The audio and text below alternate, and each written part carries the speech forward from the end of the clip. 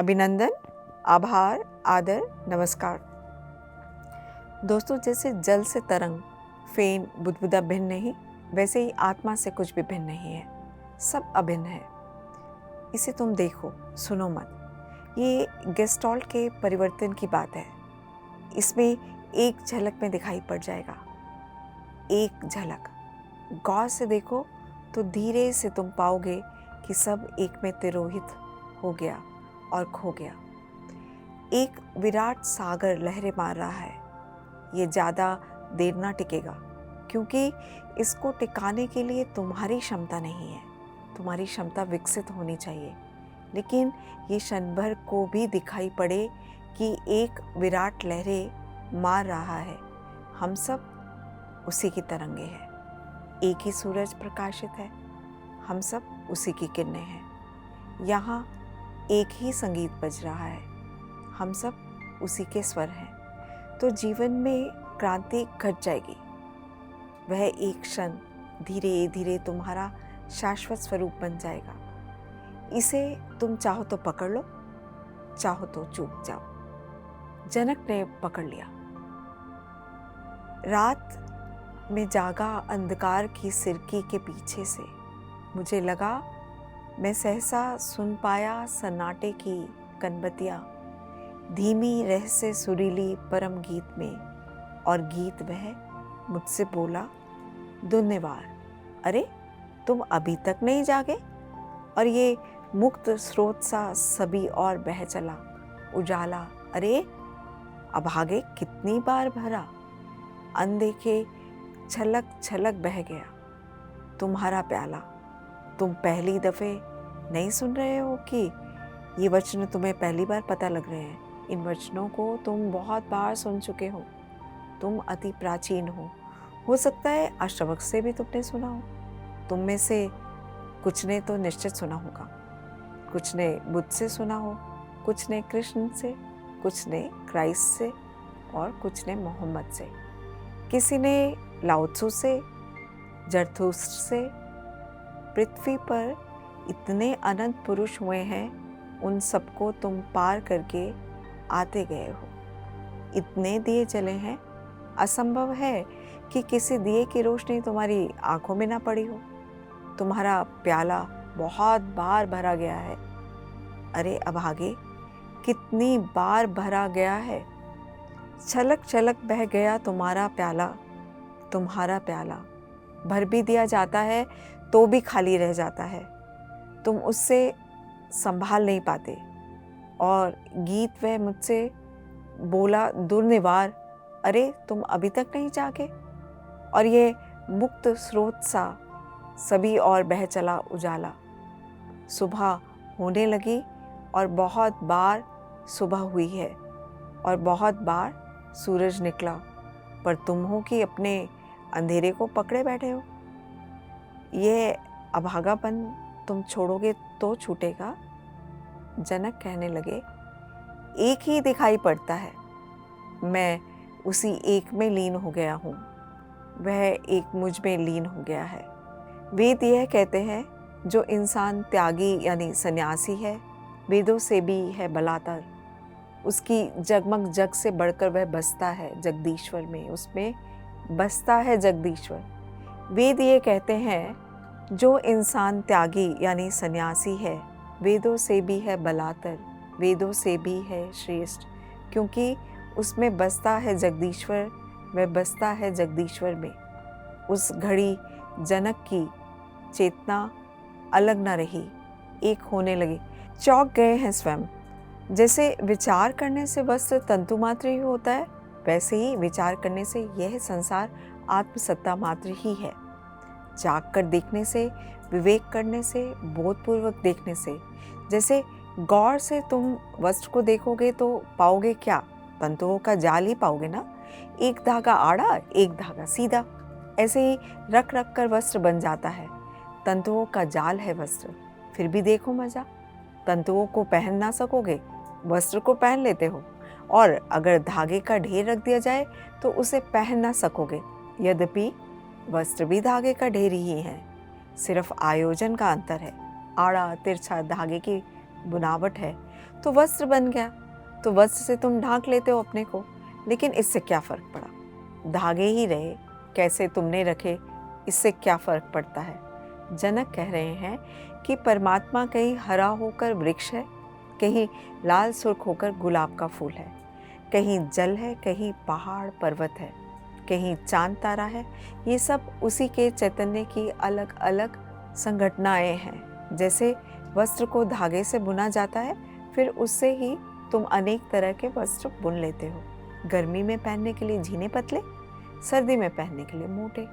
फिर उससे ही तुम सुंदर असुंदर, गरीब के अमीर के सब तरह के वस्त्र बुन लेते हो, और उससे ही तुम हजार हजार रूप के निर्माण कर लेते हो। वैज्ञानिक कहते हैं कि सारा अस्तित्व एक ही ऊर्जा से बना है।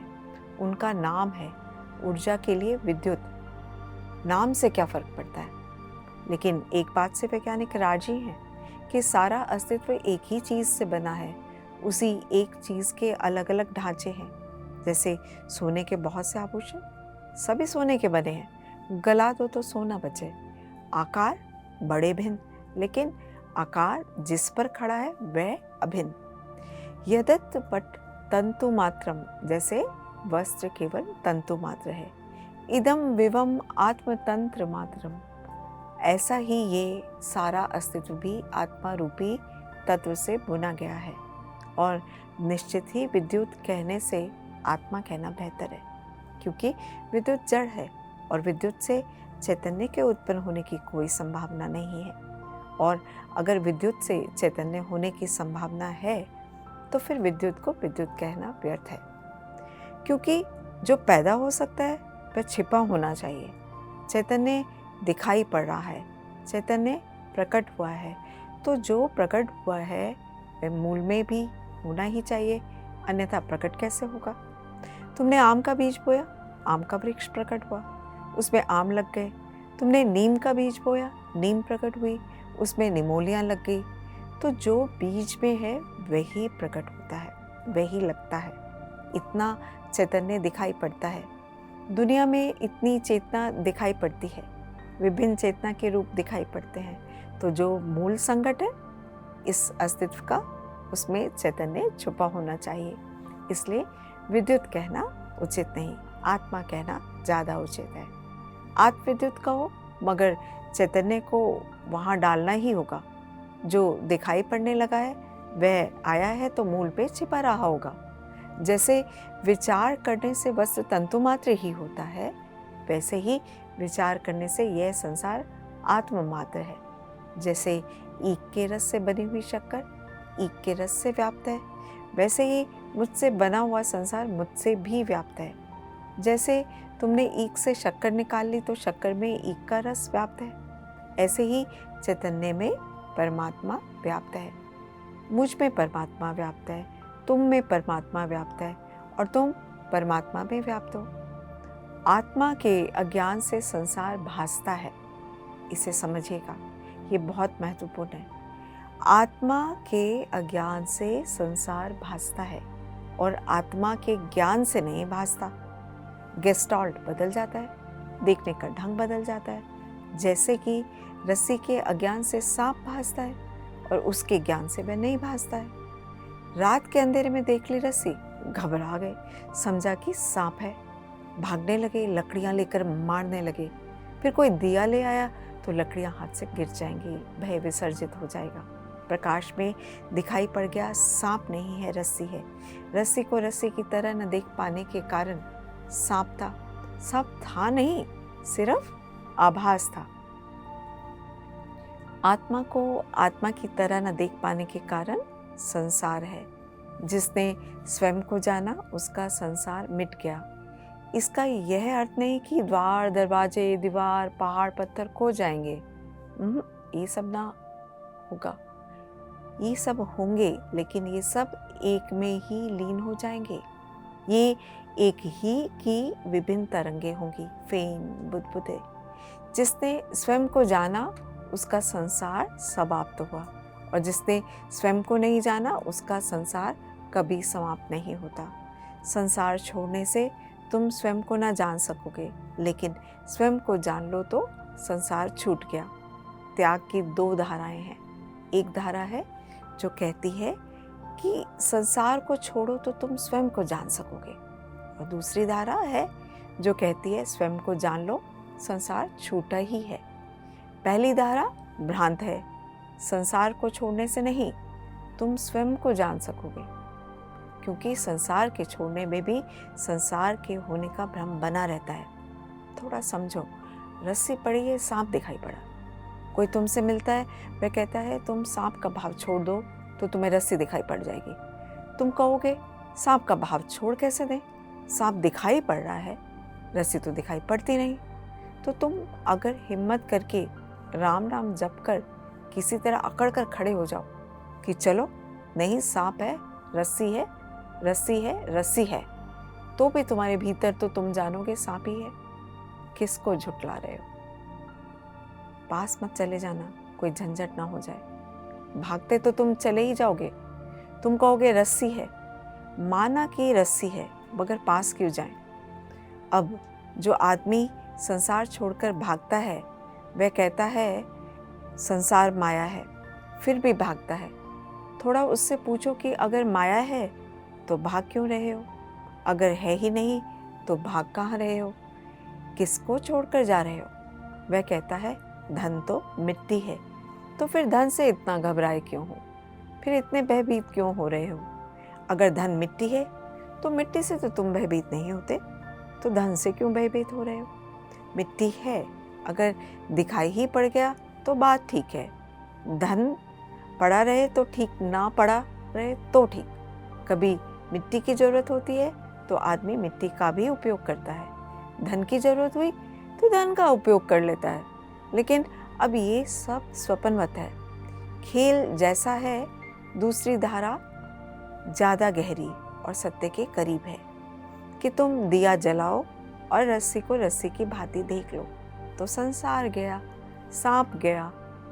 आत्मा के अज्ञान से संसार भासता है और आत्मा के ज्ञान से नहीं भासता है। आत्मा को देख लो, संसार नहीं दिखाई पड़ता, संसार को देखो, आत्मा नहीं दिखाई पड़ती। दो में से एक ही दिखाई पड़ता है, दोनों साथ साथ दिखाई नहीं पड़ते। अगर तुम्हें संसार दिखाई पड़ रहा है तो आत्मा दिखाई नहीं पड़ेगी। आत्मा दिखाई पड़ने लगे, संसार दिखाई नहीं पड़ेगा।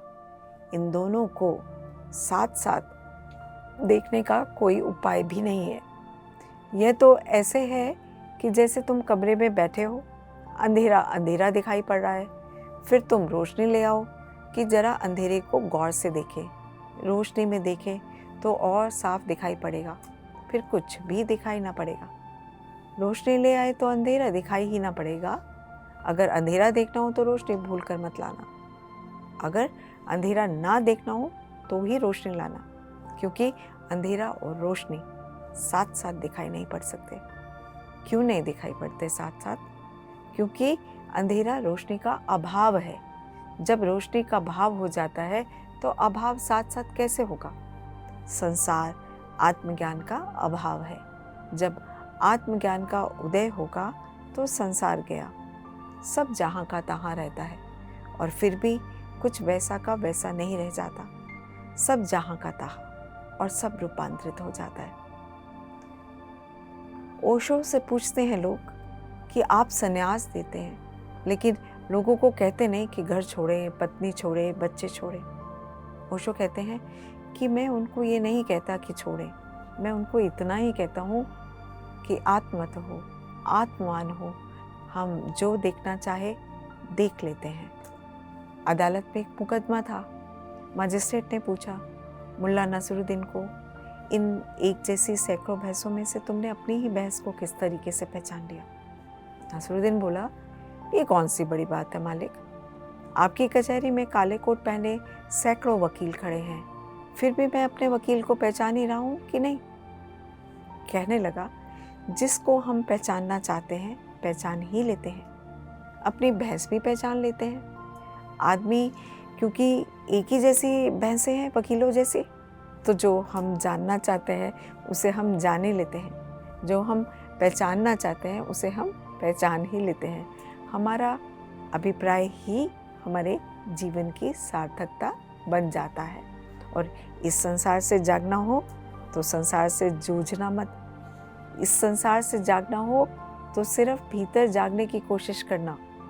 मुल्ला नसरुद्दीन और उसकी पत्नी अपनी गोद में एक खेलते हुए बच्चे को लेकर नृत्य का एक कार्यक्रम देखने गए।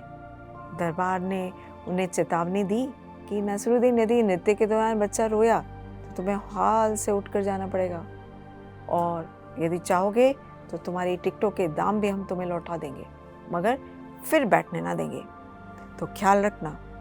लगभग आधा कार्यक्रम पूरा हो जाने के बाद नसरुद्दीन ने पत्नी से पूछा, नृत्य कैसा लग रहा है? एकदम बेकार है, श्रीमती ने उत्तर दिया। तो उसने कहा, फिर देर क्या कर रही हो, काटो एक चुटकी बेबी को। जब तुम संसार को बिल्कुल बेकार जान लो तो देर मत करना, काटना एक चुटकी भीतर, झकझोरना अपने को, जगाना अपने को।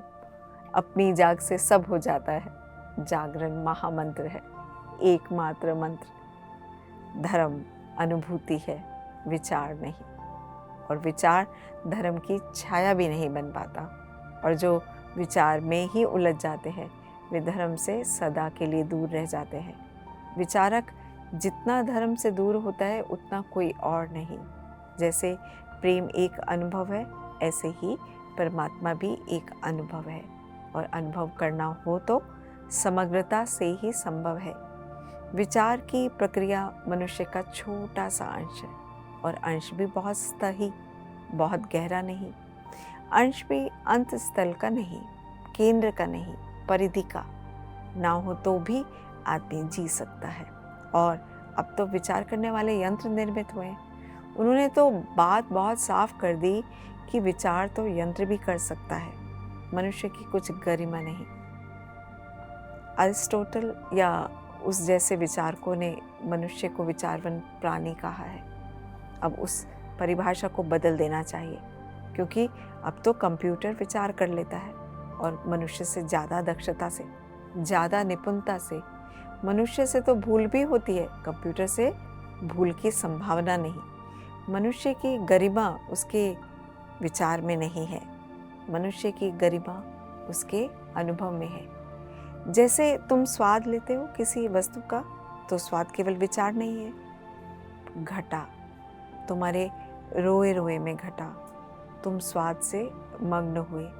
जैसे तुम शराब पी लेते हो तो पीने का परिणाम तुम्हारे विचार में ही नहीं होता, तुम्हारे हाथ पैर भी डावाडोल होने लगते हैं। शराबी को चलते देखा है, रोए रोए तक पहुंच गई शराब। चाल में भी झलकती है, आंख में भी झलकती है, उसके उठने बैठने में भी झलकती है, उसके विचार में भी झलकती है, लेकिन उसके समग्र को घेर लेती है।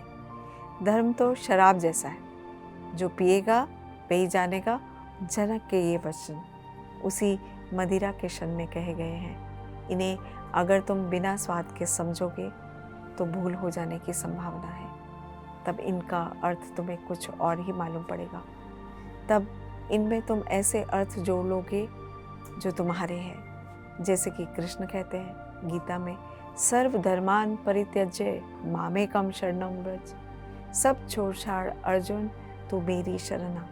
जब तुम पढ़ोगे तो ऐसा लगेगा ये घोषणा तो बड़े अहंकार की हो गई।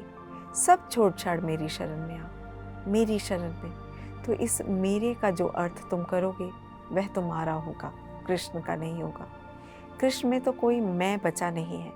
यह तो सिर्फ कहने की बात है, यह तो प्रतीक की बात है। तुमने प्रतीक को बहुत ज़्यादा समझ रखा है।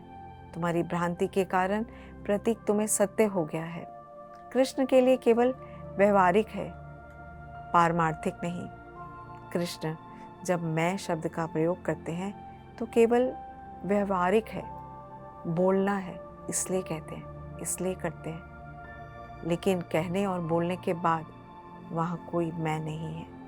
अगर तुम आँख में आँख डालकर कृष्ण की देखोगे तो वहाँ तुम किसी मैं को ना पाओगे।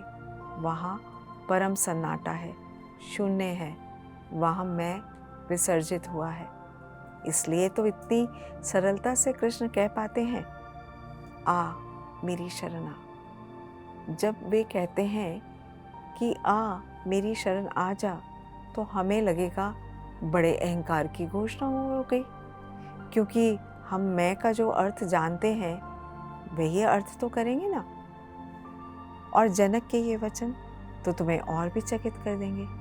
ऐसे वचन पृथ्वी पर दूसरे हैं ही नहीं। कृष्ण ने तो कम से कम कहा था, आ मेरी शरण आ। जनक के ये वचन तो कुछ ऐसे हैं कि तुम भरोसा ना करोगे।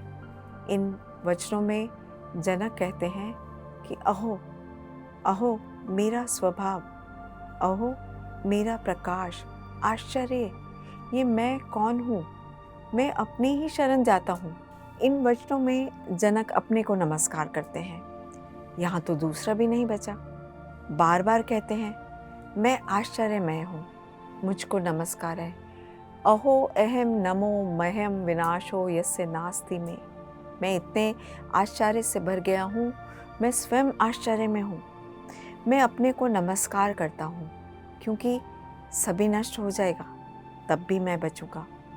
ब्रह्मा से लेकर कण तक सब नष्ट हो जाएगा, फिर भी मैं बचूंगा। मुझे नमस्कार है। मुझ जैसा दक्ष कौन, संसार में हूँ और अलिप्त, जल में कमलवत, मुझे नमस्कार है। मनुष्य जाति ने ऐसी उद्घोषणा कभी सुनी नहीं। अपने को ही नमस्कार। तुम कहोगे ये तो अहंकार की हद हो गई। दूसरे से कहते तब भी ठीक था, ये अपने ही पैर छू लेना। ऐसा उल्लेख है रामकृष्ण के जीवन में कि एक चित्रकार ने रामकृष्ण का चित्र उतारा। वह जब चित्र लेकर आया तो रामकृष्ण के भक्त बड़े संकोच में पड़ गए, क्योंकि रामकृष्ण उस चित्र को देख देख कर उसके चरण छूने लगे। वह उन्हीं का चित्र था। उसे सिर से लगाने लगे। किसी भक्त ने कहा, परमहंस देव, आप पागल तो नहीं हो गए हैं, ये चित्र आपका है। रामकृष्ण ने कहा, खूब याद दिलाया। मुझे तो चित्र समाधि का दिखा। जब मैं समाधि की अवस्था में रहा होऊंगा तब उतारा गया। खूब याद दिलाई, अन्यथा लोग मुझे पागल कहते। मैं तो समाधि को नमस्कार करने लगा। यह चित्र समाधि का है, मेरा नहीं। लेकिन जिन्होंने देखा था उन्होंने तो यही समझा होगा ना कि हुआ पागल आदमी। अपने ही चित्र के पैर छूने लगा, अपने चित्र को सिर से लगाने लगा। अब और क्या पागलपन होगा। अहंकार की ये तो आखिरी बात हो गई। इसके आगे तो अहंकार का कोई शिखर नहीं हो सकता। जनक इन वचनों में मस्ती में बोल रहे हैं। एक स्वाद उत्पन्न हुआ है, मग्न हो गए हैं। नाच सकते होते मीरा जैसे तो नाचे होते, गा सकते होते चैतन्य जैसे तो गाते, बांसुरी बजा सकते कृष्ण जैसी तो बांसुरी बजाते। हर व्यक्ति की अलग अलग संभावना है अभिव्यक्ति की। जनक सम्राट थे, सुसंस्कृत पुरुष थे, सुशिक्षित पुरुष थे, प्रतिभावान थे, नवनीत थे प्रतिभा के। तो उन्होंने जो वचन कहे हैं वे मनुष्य जाति के इतिहास में स्वर्ण अक्षरों में लिखे जाने योग्य हैं। इन वचनों को समझने के लिए तुम अपने अर्थ बीच से हटा देना। एक एक शब्द कितना ज्ञान भरा है, अपने आप से जोड़ता हुआ, अपने आप में उस परमात्मा से जोड़ता हुआ। तो नेक्स्ट एपिसोड में हम इसी से आगे चर्चा करेंगे। Thank you. PMC हिंदी बदले जीवन।